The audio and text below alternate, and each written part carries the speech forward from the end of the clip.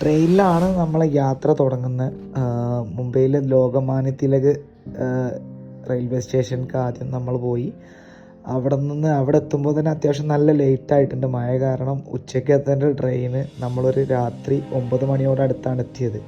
അവിടെ എത്തിയ പാടന്നെ നമ്മൾ അവിടുന്ന് ഒരു ഊബർ ടാക്സി വിളിച്ച് നേരെ മുംബൈ ഇൻ്റർനാഷണൽ എയർപോർട്ടിലേക്ക് പോയി. ഒരു 10 മണിക്കുള്ളിൽ അവിടെ എത്തി. അത് കഴിഞ്ഞ് നമ്മൾ എയർപോർട്ടിൻ്റെ ഉള്ളിലേക്ക് കയറി. നമുക്ക് ഫ്ലൈറ്റ് വരുന്നത് പിറ്റേ ദിവസം രാവിലെ ഒരു 5:50 എയർ ടാൻസാനിയയുടെ ഫ്ലൈറ്റാണ്. അപ്പോൾ നമ്മൾ കുറച്ച് നേരം എയർപോർട്ടിൽ ചുറ്റിക്കറങ്ങി പിന്നെ എമിഗ്രേഷനും നമ്മളെ ബോർഡിങ് പരിപാടികളൊക്കെ കഴിഞ്ഞ് ഒരു 6 മണിയോടടുത്തായിട്ട് നമ്മൾ ഫ്ലൈറ്റിലേക്ക് കയറി. ഫ്ലൈറ്റ് യാത്ര എന്ന് പറഞ്ഞാൽ ഭയങ്കര ഒരു സന്തോഷവും ഭയങ്കര ഒരു എക്സൈറ്റ്മെൻറ്റിലൊരു യാത്ര ഉണ്ടായിരുന്നു. കാരണം നമ്മൾ മറ്റൊരു കോണ്ടിനെൻറ്റിലേക്ക് പോവുകയാണ്. മറ്റൊന്ന് നമ്മൾ ഒരുപാട് കാലം സ്വപ്നം കണ്ടൊരു യാത്ര.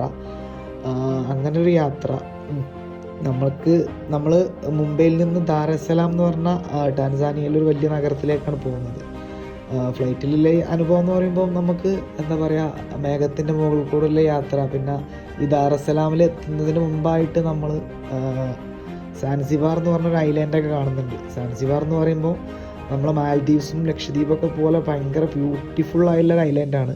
പിന്നെ പണ്ട് കാലത്ത് ലോകത്തിൻ്റെ പല ഭാഗത്തേക്കും അടിമക്കച്ചവടം നടത്തിയിരുന്ന അത് ഈ സാൻസിബാർ മുഖാന്തരമായിരുന്നു. അതായത് ഇവിടെയാണ് ഒരു മാർക്കറ്റൊക്കെ ഉള്ളത്, അതായത് അടിമക്കച്ചവടത്തിൻ്റെ ഒരു മാർക്കറ്റൊക്കെ ഉള്ളത്. അത് ഒമാനി സുൽത്താനേറ്റിൻ്റെ അണ്ടറിലായിരുന്നു. ഒമാനി സുൽത്താനേറ്റ് ആയിരുന്നു ലോകത്തിൻ്റെ പല ഭാഗത്തേക്കും ആഫ്രിക്കൻ്റെ ഉൾഗ്രാമങ്ങളിൽ നിന്ന് അവിടുത്തെ ലോക്കൽസിനെടുത്ത് പല ഭാഗത്തും കച്ചവടം നടത്തിയിരുന്നത്. അങ്ങനെ ഒരു 9 മണിയൊക്കെ ആകുമ്പം നമ്മൾ ടാൻസാനിയയിലെ ഒരു വലിയ നഗരമായ ദാരസലാമിലേക്ക് എത്താറുണ്ട്.